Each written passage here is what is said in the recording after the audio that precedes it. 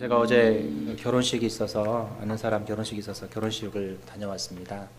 예전 교회 우리 청년이 좀 결혼을 해서 결혼식에 다녀왔는데 오랜만에 많은 그 교회 집사님 원사님들을 만났는데 다 공통적으로 저한테 하는 얘기가 있어요. 왜 이렇게 더 잘생겨졌냐고. 네, 더 젊어진 것 같다고. 네.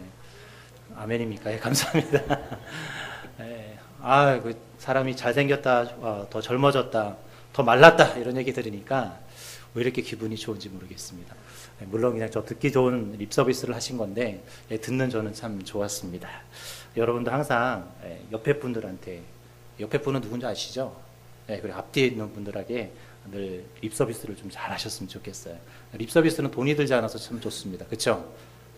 그래서 만나면 더 젊어지고 참 좋아졌다. 나쁜 얘기보다 좋은 얘기가 사람을 즐겁게 만듭니다. 그래서 칭찬은 모두 춤추게 한다고 그랬죠? 고래도 춤추게 합니다. 그래서 여러분이 옆에 있는 분들에게 항상 나쁜 소리를 하면요, 나쁘게 보여요. 근데 좋은 소리를 하면 좋게 보이게 되어 있습니다. 그래서 항상 실수를 해도 잘못을 해도 그 사람에게 칭찬하고 좋은 이야기를 좀 많이 하실 수 있었으면 좋겠습니다. 여러분이 잘 아는 링컨 대통령 있잖아요. 링컨 대통령이 왜 구렛나루 수염을 기른 줄 아십니까? 못생겼기 때문에 그렇습니다. 링컨 대통령이 자신의 그 추남, 그러니까 너무 사실은 못생겼거든요. 못생긴 것을 가리기 위해서 이 구렛나루를 글렀다고 합니다. 하루는 이 링컨이 국회에서 연설을 할 때 맞은편 그 사람이 벌떡 일어나더니 그 링컨을 향해서 손가락질을 하면서 당신은 두 얼굴을 가진 위선자요 라고 소리를 쳤다고 합니다. 이것은 미국사에서 굉장한 욕이었다고 합니다. 그런데 그때 링컨이 이렇게 대답했던 거예요. 굉장히 억울하다는 표정을 지으면서 여보시오, 내가 만약 얼굴이 두 개라면 왜 하필 이 중요한 자리에 이 얼굴을 가지고 나왔겠어 하며 막 이렇게 얘기했답니다. 그래서 많은 이 국회의원들이 막 웃으면서 즐겁게 이 연설을 마쳤다고 합니다. 그러면서 링컨이 하루는 어떤 지도자의, 내각 지도자의 추천 임무를 받으면서 이 사람 어떤가라는 이 추천을 했답니다. 그때 링컨이 그의 얼굴을 보면서 난 이 사람의 얼굴이 마음에 들지 않습니다. 깜짝 놀란 거예요. 그 사람을 아니 당신도 외모로 사람을 판단하십니까? 라고 이야기하자 링컨이 이런 얘기를 했다고 합니다. 인간이 40대가 되면 자신의 얼굴에 책임을 질 줄 아는 사람이 되어야 합니다. 그러면서 그 사람을 거부했다고 합니다. 제가 40대거든요. 저도 가끔 거울을 보면서 아니면 저는 이렇게 잠자면서 제가 40대라는 생각을 하면서 나도 이제 누군가를 책임지고 있고 저도 우리 집사람이나 우리 아들을 보면 나도 누군가를 지금 책임지고 있는 사람이구나 라는 생각을 할 때가 있습니다. 여러분은 어떻습니까? 누군가를 잘 책임지고 있으십니까? 오늘 저와 여러분의 얼굴은 누군가를 책임지는 하나님이 찾는 사람이라는 사실을 잊지 않기를 바랍니다. 제가 어릴 때 KBS 앞에 본관에서 이런 일들이 많았습니다. 이상가족 찾기. 기억나시죠? 어린 시절에 그것을 보면서 정말 많이 울었던 것 같아요. 보면 자신의 가족을 찾는, 또 자신의 잃어버린 사람을 찾는 것을 보면서 어린 마음에 뭔지도 사실 몰랐는데 이렇게 정말 슬픈지, 엄마와 막 가족들이 만나는 것을 보면 왜 이렇게 정말 눈물 나는지 몰랐던 기억이 있습니다. 그래도 저도 한번 그 KBS를 한번 가본 적이 있는데 그때 여러분 그 정말 가서 보셨겠지만 온통 다 사람 찾는 글로 도배가 되었던 적이 있었습니다. 그것을 보면 정말 마음이 뭉클했던 적이 있었죠. 그것처럼 오늘 하나님도 저와 여러분, 그리고 하나님은 아직도 많은 사람들을 찾고 있습니다. 그리고 하나님은 바로 저와 여러분을 찾아주셔서 이곳에 앉혀주셨다는 것이죠. 오늘 우리 사도행전 6장 1절로 7절을 통해서 오늘 하나님이 찾았던 사람, 그리고 앞으로 하나님이 찾는 사람은 어떤 사람인가, 그 부분을 오늘 같이 좀 나누기를 원합니다. 저는 설교를 할 때 뻔한 이야기를 합니다. 왜 뻔한 이야기를 하냐면 다 아는 이야기이기 때문에. 그런데 우리는 뻔한 이야기를 들으면서 뻔하게 살아가지 못합니다. 그래서 저는 더 뻔한 이야기를 합니다. 그래서 오늘 저와 여러분이 이미 알고 있는 이야기이지만 내가 정말 하나님이 찾는 사람으로서 내가 이곳에 앉아 있는지, 그리고 아직도 하나님이 찾는 그 사람을 내가 찾고 있는지 우리는 다시 한번 되새겨 볼 수 있는 시간이 될 수 있기를 바랍니다. 먼저 오늘 성경에 보니까 하나님이 찾는 사람은 어떤 사람인가? 말씀을 제쳐놓지 않는 사람을 하나님은 찾고 있다라는 것입니다. 사도행전 6장 2절에 보면 하나님의 말씀을 제쳐놓고 접대를 일삼는 것이 마땅하지 아니하니라는 말씀이 있습니다. 당시에 그 헬라파에는요, 많은 사람들이 또 사도들이 성도들이 많이 모이다 보니까 자꾸 남을 접대하는 일이 많아졌습니다. 6장 1절에 보면 그때의 제자가 더 많아졌는데 라는 말씀이 있어요. 이 사람이 많아지다 보니까 당연히 뭐가 많아지겠습니까? 일손이 많아지겠죠. 근데 사도들의 원래 직분은 복음을 전하고 말씀을 전하는 일인데 그들이 그것을 하지 못하고 접대하는 일을 하게 됩니다. 그러다 보니까 점점점 자신들의 일이 너무나 벅차는 것이죠. 그러다 보니까 하나님의 말씀보다는 그 일에 더 힘쓰게 됩니다. 그래서 오늘 본문 2절에 보면 이 접대를 일삼는다라는 이 접대라는 단어가 헬라어로 보면 트라페자라는 단어인데요. 이것은 뭐냐면 식탁에서 섬기는 것, 상이나 식탁에서 음식을 대접하는 일이라는 단어입니다. 너무나 많은 사람들이 오다 보니까 모이면 교제를 하는데 음식 교제를 나누는 것이죠. 그러다 보니까 음식을 준비하다 보면 여러분도 많이 음식을 준비하시다 보겠지만 어떻습니까? 네, 온통 다 신경이 거기 있어 있죠. 가끔 저희가 신방을 가면 신방을 받으셔야 되는데 그 음식 준비에 신경이 쓰셔서 거기에 막 부엌에만 가 계신 분들이 종종 있으시더라고요. 당시에도 그랬습니다. 접대하는 일을 삼는 것이죠. 옛날 한글 성경에는 이 공궤라는 단어를 썼는데 자꾸 그 일에 신경을 쓰는 것입니다. 당시 그 유대 안에는요, 두 가지 그 어려운 가난한 사람들을 위해서 두 가지 일을 했는데요. 하나는 어떤 일이냐면 그 실직해서 먹을 것이 없는 자들을 위해서 날마다 음식을 제공하는 일을 했고요. 또 하나는 빈민들에게 날마다 음식과 의류를 제공하는 일을 당시에는 했다고 합니다. 즉 우리 교회에서도 뭐 하고 있죠? 예, 사랑의 쌀 또 운영을 하고 있잖아요. 여러분들 현금을 좀 많이 해주셔야 합니다. 왜냐하면 오시는 분들이 너무 많아요. 그래서 처음에는 쌀이 몇 포대밖에 한두 반, 두 포대, 한 네 포대 이렇게 나갔는데 지금은 한 8포대 이상 나가요. 예, 그만큼 또 헌금이 많이 해주셔야 그 많은 분들에게 또 제공이 될 수 있어서 그렇습니다. 그런데 중요한 것이 있었는데 이들이 이런 일을 하는 것도 참 중요했지만 아주 중요한 것이 뭐냐면 하나님의 말씀을 그것 때문에 제대로 전하지 못했다라는 것입니다. 오늘날도 마찬가지죠. 여러분 왜 성경을 안 읽습니까? 읽으시나요? 에이, 뭐 읽는 분도 있어요. 다 읽으시니까 제가 이 말하니까 뭐 안 끄떡이시는 거예요. 왜 요즘에 많은 그리스도인들이 성경을 안 읽는가라는 대답에 딱 한 가지 이야기를 합니다. 바빠서라는 단어입니다. 너무 바쁘니까 성경 읽는 것도 못하고 예배 드리는 것도 못하고 기도하는 것도 못한다라고 이야기를 합니다.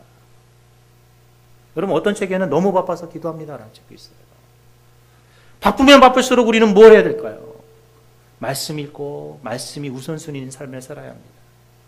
그런데 초대교회에도 어떤 일들이 있었냐면 너무 남을 접대하고 다른 사람을 도와주다 보니까 정작 해야 될 사명을 하지 못했다는 것입니다. 제가 가끔 우리 성도님들한테 말하는 것이 있는데 뭐냐면 교회의 진정한 사역이 무엇인가라는 것이에요.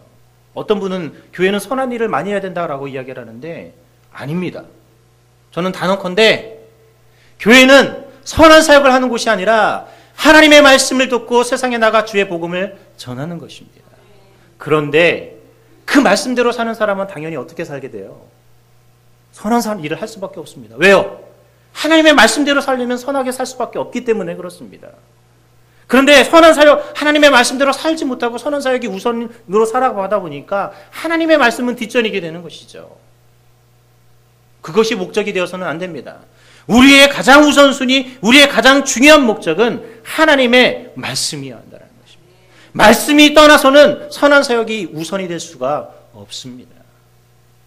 여러분 호세아서 4장 6절 9절에 보면 내 백성이 지식이 없으므로 망하는도다. 내가 지식을 버렸으니 나도 너를 버려 내 제사장이 되지 못하게 할 것이요.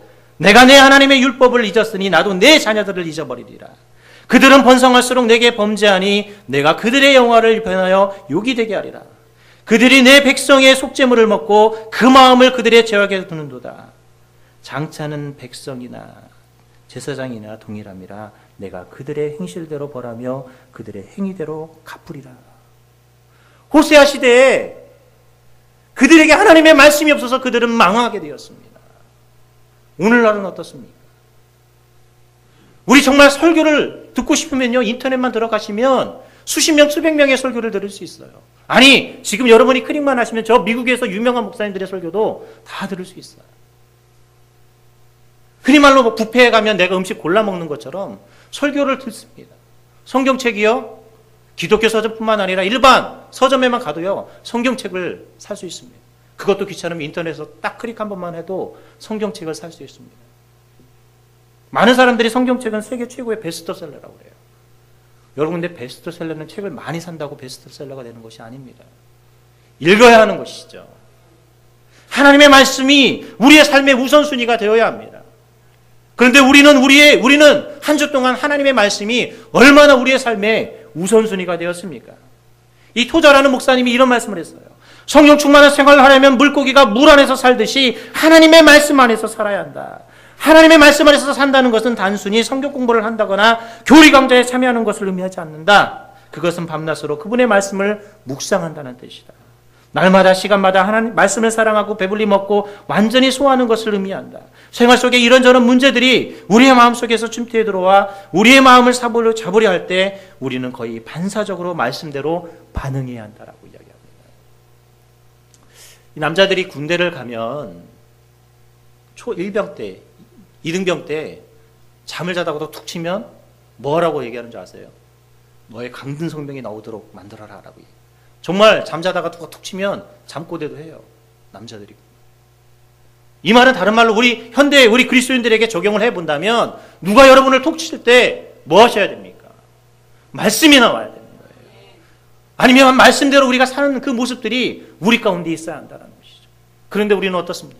말씀대로 툭 쳐야 되는, 말씀이 나와야 되는데 말씀이 아니에요. 왜? 우리의 삶에서 우선순위가 하나님의 말씀이 아니기 때문에 그렇습니다. 제가 설교 때마다 여러분에게 종종 하는 이야기가 여러분의 삶의 스케줄에 여러분이 하나님께 투자하고 있는 시간이 얼마인지 한번 계산해 보라고 말합니다. 여러분이 한 주 동안 살아가면서 얼마나 많은 것이 하나님의 말씀이 가장 우선순위에 와 있었습니까? 요즘 교회에서 사도행전 시리즈 한다고 성경대학도 열었죠. 또 성경 쓰기도 하고 있습니다. 그리고 큐티도 계속하고 있고요. 어떻습니까? 여러분의 삶의 순간에 가장 우선순위가 하나님의 말씀이 맞습니까? 20세기 한국교회는요, 교회 성장이 목적이었어요. 어떻게 하면 교회 성도들을 많이 모아올까? 어떻게 하면 교회가 숫자적으로 부흥할까가 이것이 목적이었어요. 그런데 21세기는 패러다임이 바뀌었어요. 교회 성장이 아니라 교회 성숙의 목표가 되어가고 있습니다. 그래서 한국교회에 뭐가 많이 생긴 줄 아세요? 예, 우리 교회에서 하는 것처럼 제자반, 사역반, 아니면 성경 공부하는 일이 많아졌습니다. 그러면 많아졌으면 교회가 성숙해야 되고 성도들이 성숙을 해야 되는데 성숙을 하지 못하고 있어요. 왜 못하고 있을까요? 하나님 말씀이 우선순위지 않기 때문에 그렇습니다. 그냥 그 프로그램이 있으니까 프로그램을 따라가는 거예요. 아이들이 꼭 어쩔 수 없이 초등학교 가야 되고 중학교 가야 되고 고등학교 가야 되고 대학교 가야 되니까 가는 것처럼 우리는 그냥 공부해야 되니까 공부하는 거예요. 하나님의 말씀을 그렇게 배워서는 안 됩니다. 하나님의 말씀은 그냥 공부하는 것이 아니에요.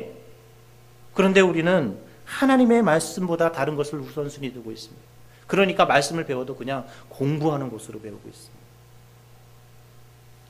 여러분, 사도행전 6장 7절에 하나님의 말씀이 점점 왕성했다라는 단어가 등장합니다.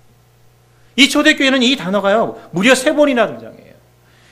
사도행전 6장 7절, 12장 24절, 19장 20절 보면 말씀이 점점 왕성했다.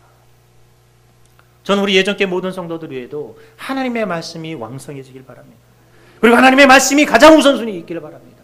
말씀을 제쳐놓고는 다른 것을 하지 않는 말씀제일주의의 성도들이 될 수 있기를 바랍니다. 두 번째로 오늘 하나님이 찾는 사람은 어떤 사람인가? 바로 성령이 충만한 사람입니다. 오늘 본문 6장 3절에 보면 너희 가운데 성령과 지혜가 충만하여 라고 이야기합니다. 여기서 이 충만한 단어가 헬라어로 플레레스라는 단어예요. 이 플레레스 단어는 뭐냐면 가득하다, 충만하다, 완전하다, 충실하다. 뭔가 정말 알찬 거 있잖아요. 우리 담임 목사님도 그렇고 저도 그런데 이 간장게장 좋아하는데 이 간장게장에 보면 이 암캐에 정말 맛있는 암캐는 탁 그 안에 뭐가 많죠? 알이 가득 차다. 그때 그 가득 찬 느낌 아시잖아요. 네. 이 충만하다는 단어가 바로 그런 거예요. 뭔가 정말 꽉 찬 거 있잖아요. 뭔가 가득 차가지고 정말 보기 좋은 그 상태. 그런데 당시에 성령이 충만한 사람을 하나님은 쓰셨다라는 것입니다. 그러면 묻겠습니다. 성령이 충만하려면 날마다 성령을 받아야 되죠. 맞나요? 성령은 여러 번 받아야 되나요? 한 번 받아야 되나요? 네, 계속 받으셔야 돼요. 성령은 단회성입니다. 성령은 딱 한 번만 받으시면 돼요. 그럼 왜 우리 늘 성령 받아라, 성령 충만하라 이럴까요? 우리 제자반을 공부하신 분은 아셔야 되는데 제가 몇 번 얘기했기 때문에 이미 성령이 우리 안에 임재해 계시고 그 임재의 성령님이 어떻게 하는 거예요? 자꾸 일하시게 하시는 거죠. 역사하게 하시는 거죠. 그럼 우리 성령 충만 받으려면 수련회 가야 된다고 생각해요. 저 기도원 가야 성령 충만하다고 생각을 해요. 여기서는 안 된다고 생각을 해요. 왜 그럴까요? 왜 우리는 수련회 가고 기도원 가면 성령 충만한데 여기는 성령 충만하지 않을까요? 이유는 단 하나예요. 매 성수련회나 여러분 기도원 가십시오. 하루 종일 뭐 하고 계세요? 기도해요. 늘 하나님만 생각하고 하나님의 말씀만 생각하니까 충만 안 할래야 안 할 수가 없는 겁니다. 그렇지 않아요? 우린 다 그런 원리들을 잊어버리고 있어요. 우리가 여기서 성령 충만하지 못한 이유는 단 하나입니다. 그렇다면 그 이유는 뭐예요? 내가 하나님의 말씀을 생각하지 아니하고 예배를 생각하지 아니하고 기도를 생각하지 아니하니까 우리가 성령 충만하지 않은 겁니다. 제 말이 틀립니까? 맞습니다. 제가 연구를 해보니까요. 수련회 가서는 다 은혜 받고 오는데 갔다 오면 다 잊어버려요. 그 이유가 뭐냐면 수련회 때는 잠자는 순간까지 뭐 하냐면 찬양하고 말씀 읽고 막 어떻게든 그 안에서 교제를 이루니까 그게 즐거운 거예요. 그러니까 수련회 가면 다 은혜 받고 온 거죠. 근데 교회만 오면 재미가 없대요.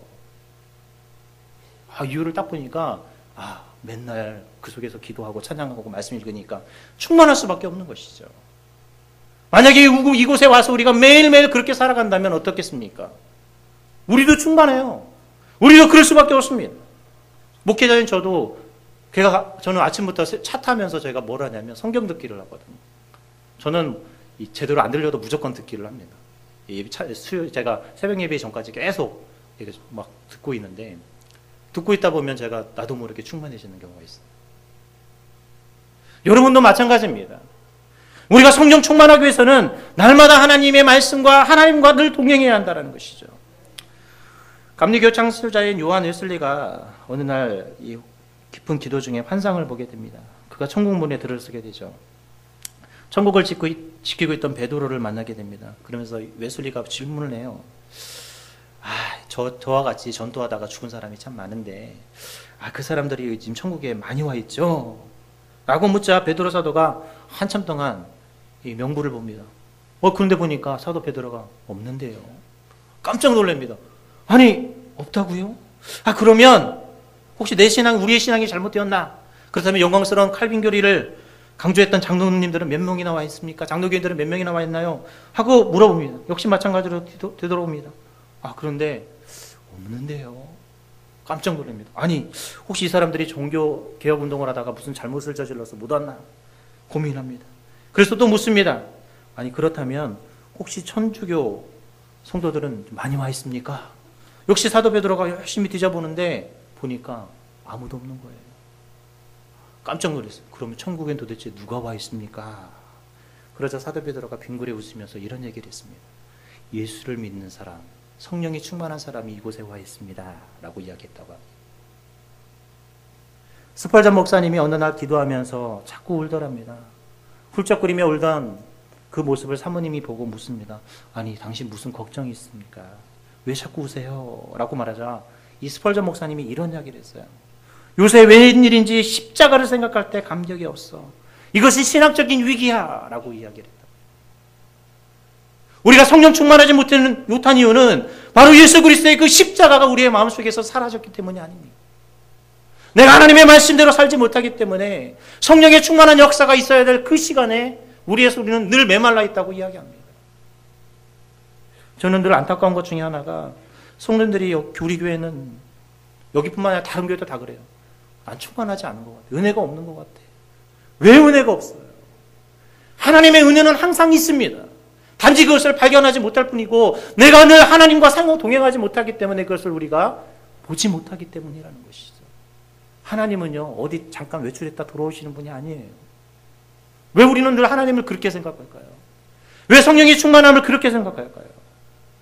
초대교회에 7사람을 선택했을 때 기준은 바로 성령이 충만한 사람. 그들은요, 다른 말로 말하면 매일매일 하나님의 말씀을 묵상했고 매일매일 기도했고 매일매일 어떻게 하면 하나님의 복음을 위해서 헌신할까 수고할까를 고민했던 사람입니다. 여러분 성령 충만하시고 싶으십니까? 그렇다면 바로 하나님의 말씀과 날마다 동행하시고 날마다 기도하시고 날마다 예배하는 일에 동참하시고 늘 하나님과 동행하는 삶을 사시기 바랍니다. 성경에 등장하는 유명한 인물 중에 하나가 바로 에녹이라는 사람이에요. 에녹을 정의하는 단어가 하나가 있죠. 뭐죠? 하나님과 동행했다라는 단어예요. 그래서 성경에서 죽음을 보지 않고 간 사람이죠. 구약 성경에 2명이 등장하죠. 하나는 누구죠? 에녹과 엘리야잖아요. 하나님이 얼마나 에녹을 사랑했는지 365년 동안 하나님과 동행하니까 하나님이 그를 너무 소중하게 여겨서 데려가시잖아요. 저는 죽음을 보지 않고 간 그것보다 더 중요한 것은 바로 하나님과 동행했다라는 단어입니다. 여러분이 하나님과 동행하면 늘 하나님과 함께하면 성령 충만하지 말라고 해도 성령님은 늘 역사하실 것입니다. 이미 내재해 있고 이미 와 계신 그 성령님이 역사하실 것입니다. 누가 뭐라 하지 않아도 성령님은 그렇게 저와 여러분 가운데 나타날 것이라는 것이죠. 세 번째로 오늘 하나님이 찾는 사람은 어떤 사람인가? 바로 지혜가 충만한 사람을 하나님은 찾습니다. 오늘 본 6장 3절에 보면 너희 가운데서 성령과 지혜가 충만하여 라고 이야기합니다. 이 지혜라는 단어가 헬라어로 소피아라는 단어예요. 이 소피아라는 단어는 매우 다양한 문제들에 대한 지식에 관해서 사용할 때 이 단어를 사용합니다. 근데 이 지혜가 단순히 그런 단어로 세상에서는 이 지혜로운 사람라고 이야기할 때는요, 인간적으로 말하고 똑똑한 사람, 흔히 말하는 약간 뭐라고 하냐면 약사 빠른 사람, 이런 단어를 이 지혜로운 사람이라고 이야기를 하지만요, 성경에서의 지혜로운 사람은요 그런 사람이 아닙니다. 성경에서의 지혜로운 사람은요 성령의 은사 가운데 하나인 하나님의 뜻을 분별하는 사람이라고 성경은 이야기를 하고 있습니다. 성경에서의 지혜는 여호와를 경외하는 것이라고 잠언에서 이야기하고 있습니다. 또 잘 아는 것처럼 요셉과 다니엘이 지혜로운 남자였죠. 근데 여러분 요셉과 다니엘의 지혜를 이야기할 때 반드시 나타나는 것이 하나 있어요. 뭐죠? 꿈 해몽이거든요. 근데 그 꿈 해몽을 너무 꿈을 해몽을 잘해서 그가 한 것이 아니라 그 꿈 속에서 하나님의 뜻을 잘 분별해냅니다. 기가 막히게 분별해내죠. 요셉도 그랬고 다니엘도 그러죠. 여러분 다니엘서를 제가 요즘 우리 청년들 성경 시험 문제가 있어서 저도 막 같이 읽었는데 다니엘서를 계속 읽다 보면 다니엘은 꿈을 참 잘 해몽해요. 근데 그 꿈을 해몽을 잘하는데 어떻게 하냐면 정말 그 속에서 하나님의 뜻을 잘 발견해냅니다. 그러니까 다니엘은 정말 지혜로운 남자인 거예요. 그래서 그가 포로의 시점임에도 불구하고 그 속에서 포로임에도 불구하고 다른 사람들보다 더 뛰어난 일을 하게 됩니다. 그래서 많은 사람들의 시기 질투를 받기도 하지요. 오늘 성경에서 말하는 이 지혜가 충만한 사람이라는 것은 하나님의 뜻을 잘 분별하는 것입니다. 그런데 여러분 하나님의 뜻은 어디서 발견할 수 있어요? 성경에서 발견할 수 있어요. 여러분 하나님의 뜻을 어디 기도원 같은데 다른 데 가서 발견하려고 하지 마세요. 하나님이 이 성경을 왜 주셨습니까? 이 속에서 하나님의 뜻을 발견하고 이 속에서 하나님의 능력을 발견하라고 하나님은 말씀을 주신 거예요. 그런데 자꾸 엉뚱한 데 가서 하나님의 뜻을 발견하겠다고 하는 사람들이 너무나 부지기수입니다. 옛날에 엄마들이 자녀들에게 너 다리 밑에서 주워왔어 하면 자녀들이 어떻게 해요? 엄마 찾아 산만리 떠납니다. 그런 분들도 계실지 모르겠는데 우리 엄마 어디 있나? 우리 아빠 어디 있나? 하고 참 아니잖아요. 하나님은 이미 자신의 뜻을 이 말씀을 통해서 우리에게 주셨습니다. 하나님께서는 우리에게 또 이 말씀을 분별할 수 있도록 지혜도 주셨습니다. 오늘 하나님께서 이 초대교회 7사람을 선택하게 되는데 그 7사람에게도 그런 지혜가 있었다라는 거예요. 그 지혜는 세상 속에서 말하는 그런 지혜가 아니라 그 속에서 하나님의 뜻이 무엇인지 분별하니까. 그러니까 초대교회에 어떤 역사가 일어나요? 우리 7절에 보니까 점점 더 힘이 많아졌다고 이야기합니다. 성도가. 그들이 하나님의 뜻이 무엇인지 분별하니까 그들 때문에 교회가 부흥했다라는 거예요. 저는 오늘 예전교회 성도들이 그런 지혜로운 사람이 될 수 있기를 바랍니다. 자동차 왕이었던 헨리 포드의 경영 철학은 이렇습니다. 하나님께서 주신 지혜와 총명을 가지고 나는 모든 미국 국민에게 가장 싼 값으로 자동차를 생산하여 그들의 생활이 편하도록 하겠다.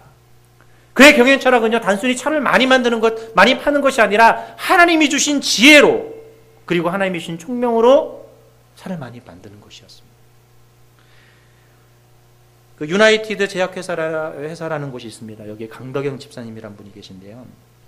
이분은 그 우리나라에서 제약을 만들어가지고 최초로 외국에 수출한 분입니다. 그런데 이분이 어떻게 그 일을 하게 되었냐면, 그가 세계 여행을 하면서 선진국의 80%를 다니면서 외국의 그 선진국이 80%가 다 성경을 읽고 하나님을 믿는다라는 사실을 그가 깨달았다고 합니다. 그래서 내가 선진국에 약을 만들어서 팔려면 내가 하나님을 알아야겠구나. 그래서 그가 그때부터 성경을 읽기 시작합니다.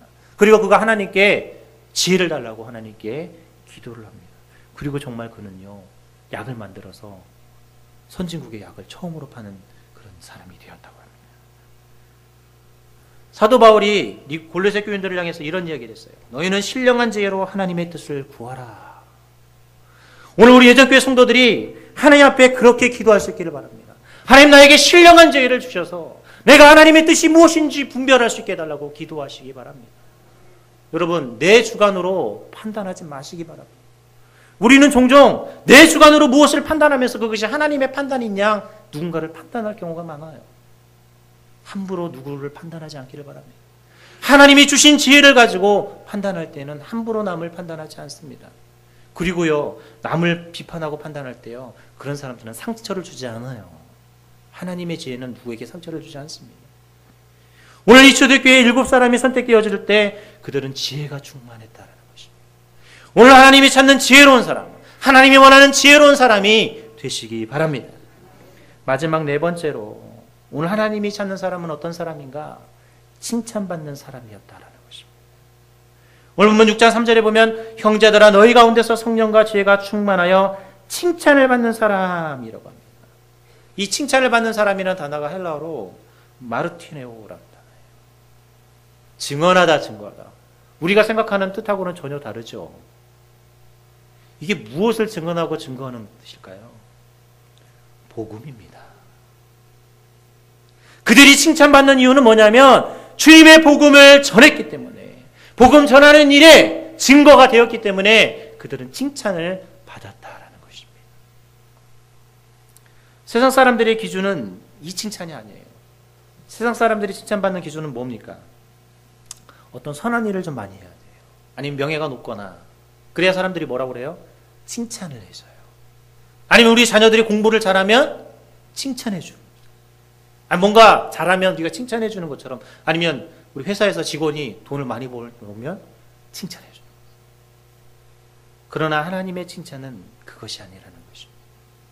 우리가 이 말씀을 분명히 깨달아야 돼요. 여기서 이 칭찬받다라는 단어가 복음을 증언하고 복음을 증거하는 것 때문에 칭찬을 받았다라는 것입니다. 그러니까 여러분이, 우리가 왜 하나님께 어떻게 칭찬을 받아야 합니까? 복음을 전하는 것 때문에 칭찬을 받으셔야 한다는 것입니다. 미국 텍사스주의 그 엘파소 교회 유명한 허셀포드라는 목사님이 있었어요. 하루는 이 목사님이 있는데 어떤 한 성도가 그를 찾아오더랍니다. 그리고 이야기를 합니다. 목사님, 제가 이 교회 저 교회 다녀봤는데 목사님의 소문이 좋아서 내가 이곳에 왔습니다. 그러면서 그가 하는 말이 이런 얘기예요. 목사님, 나는 교회에서 항상 바른 말만 합니다. 항상 옳고 그른 것을 가려서 판단하는 비판가입니다. 그러자 이 목사님이 뭐라고 이야기냐면, 나는 당신이 우리 교회에 나오는 것을 원치 않습니다. 왜냐하면 교회에는 당신 말고도 비판하고 판단하는 사람이 얼마든지 있기 때문입니다. 라고 이야기합니다. 그러면서 이 허셀포드 목사님이 교회에 없어도 좋은 사람과 꼭 필요한 사람을 6가지로 분류를 했어요. 꼭 있어도 되는 사람은 어떤 사람이면, 여전히 없어도 되는 사람은 어떤 사람이냐면, 여전히 제약 가운데 있는 사람. 두 번째는 높은 지위를 얻으려고 애쓰는 사람. 세 번째는 비건설적인 비판에 빠져 있는 사람. 네 번째는 그런 일이 불가능하다고 이야기하는 매사에 부정적인 사람. 다섯 번째는 남의 소문을 퍼뜨리고 다니는 사람. 그리고 여섯 번째는 자신의 감정을 잘 상하게 만들고 성질을 부리며 남과 잘 다투고 삐지는 사람. 이런 사람은 교회에 없어도 되는 사람이고, 반대로 그렇다면 꼭 교회에 필요한 사람은 어떤 사람인가? 첫 번째는 성실한 사람, 두 번째는 앞장서서 일하는 사람, 세 번째는 통찰력을 가진 사람, 네 번째는 낙관적인 사람, 다섯 번째는 부지런한 사람, 여섯 번째는 인색하지 않는 사람이었다라고 이야기합니다. 여러분은 어떤 사람이시죠? 교회 꼭 필요하신 분들 맞으시죠? 다른 말로 말하면 하나님이 찾으신 분 맞으시죠? 하나님의 눈은요, 한 번도 틀린 적이 없습니다. 그렇죠? 여러분이 이곳에 앉아있는 이유가 하나님의 눈이 틀렸지 않기 때문에 그렇습니다. 여러분 감히 하나님의 눈을 의심하시나요? 왜 하나님은 쳤던 사람을 이곳에 보내주셨나라고 여러분 비판하신 적이 있으세요? 그러면 여러분 하나님을 욕하시는 거예요. 그렇지 않나요? 그래서 여러분 남을 함부로 비판해서는 안 되는 겁니다. 왜냐하면 하나님은 이 사람이 이곳에 있어야 되기 때문에 이 사람을 불러주신 거예요. 그래서 여러분 함부로 남을 욕하지 않기를 바랍니다.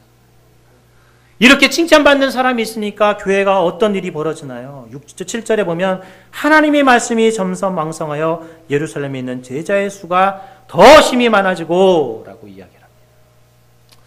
교회가 부흥을 안 할 때 많은 분들이 목회자를 욕해요. 부교육자들을 욕해요. 그러지 말기를 바랍니다. 왜 그래야 될까요? 오늘 이 7절에서 해답이 나와요. 점점 말씀이 왕성했다라는 것은 뭐냐면 처음에 사도들이 왜 7사람을 선택했죠? 왜 선택했어요? 남을 접대하는 일 때문에 말씀을 제쳐놓는 것이 좋지 않기 때문에 그들이 세웠잖아요.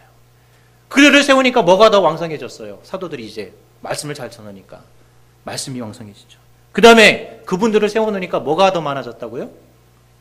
뭐가 많아졌어요? 제자의 수가 더 심히 많아졌다라고 해요.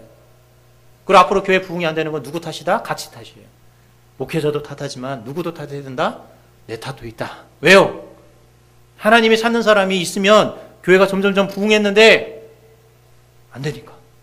그러니까 우리는 서로를 탓하지 말자는 얘기, 제가 교회 부흥한다고 서로를 욕하자는 얘기가 아니라 우리는 서로를 뭐 해야 됩니까? 그래서 세워주는. 그래서 교회는요, 공동체입니다. 교회는 서로를 세워주고 서로를 세우는 일을 한 곳이 바로 공동체예요. 하나님은 하나님이 찾는 사람이기에 저와 여러분을 이곳에 불러주셨어요. 하나님은 다 필요하니까 저와 여러분을 이곳에 앉혀주셨고 예배할 수 있도록 만들어주셨고 예전교회 성도도 만들어주신 것입니다. 그리고 하나님은 지금도 수없이 많은 사람들을 찾고 계십니다. 그 사역을 누가 감당해야 합니까? 우리가 감당해야 합니다. 복음을 전하는 데 있어 크게 사역이 세 가지가 있어요. 하나는 복음의 씨를 뿌리는 사역이 있고요. 두 번째는 잘하게 하는 사역이 있고요. 세 번째는 무슨 사역이 있을까요? 거두는 사역이 있습니다. 자, 그런데 이 세 가지 중에 한 가지는 하나님만 하실 수 있는 사역이고요. 두 가지는 우리가 해야 되는 사역입니다. 첫 번째, 어떤 사역일까요? 씨 뿌리는 거, 네, 맞습니다. 그건 우리의 사역이에요. 또 잘하게 하는 것이요? 땡입니다. 우리는 거두는 역할을 하십니다. 잘하게 하시는 이는 성경에 뭐라고 말했나요? 하나님의 역사입니다. 믿고 안 믿고는 누구의 사역이에요? 하나님이 하실 일이지 우리가 해야 될 사역이 아닙니다. 왜요? 구원을 해주고 안 해주고는 하나님의 영역이거든요. 그런데 우리는 전도할 때 무슨 고민을 하냐면 내가 저 사람 구원시켜야 되는데 그거 걱정하지 마세요. 그냥 우리는 뿌리시오. 복음을 뿌리시고 데려오기만 하십시오. 그리고 뭐 하면 하나님이 다 잘하게 해놓으면 가서 뭐만 하면 돼요? 네, 가서 거두오기만 하십니다. 근데 다 잘하게 하시는 하나님인데 칭찬도 누가 해주세요? 너 잘했다. 하나님이 다 키워놓고 누구한테 칭찬하냐면 우리한테 칭찬해요. 거둬왔다고, 수고했다고. 일은 다 하나님이 하셨는데 하나님은 우리에게 칭찬해 주세요. 잘했다고. 여러분 이제 마음이 좀 편하시죠? 복음 전하는 일이 마음 편하잖아요.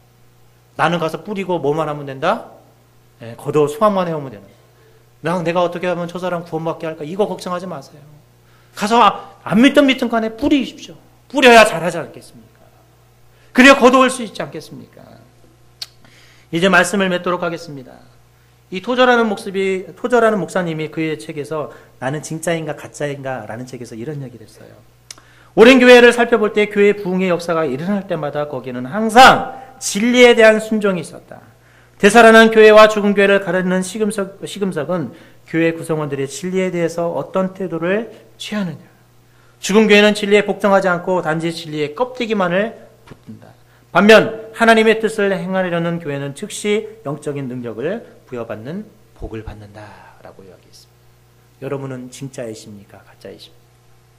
나그네는요, 마당을 쓰는 법이 없습니다. 마당은 누가 쓸까요? 주인만 씁니다. 집 청소는 누가 해주지 않아요. 우리 주인이 합니다.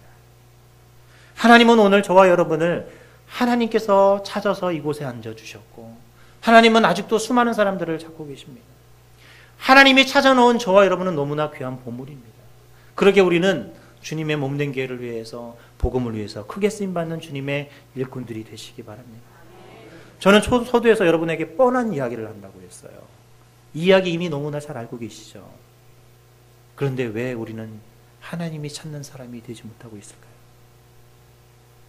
너무 뻔한 이야기, 너무 뻔해서 아는 이야기이기 때문에 그렇습니까?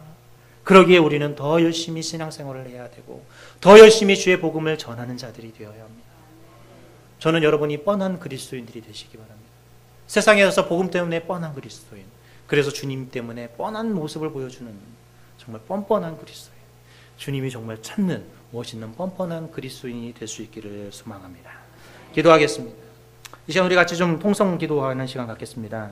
이 시간 하나님이 찾는 사람은 바로 말씀을 제쳐놓지 않고 말씀 제일주의로 사는 사람이라고 이야기했습니다.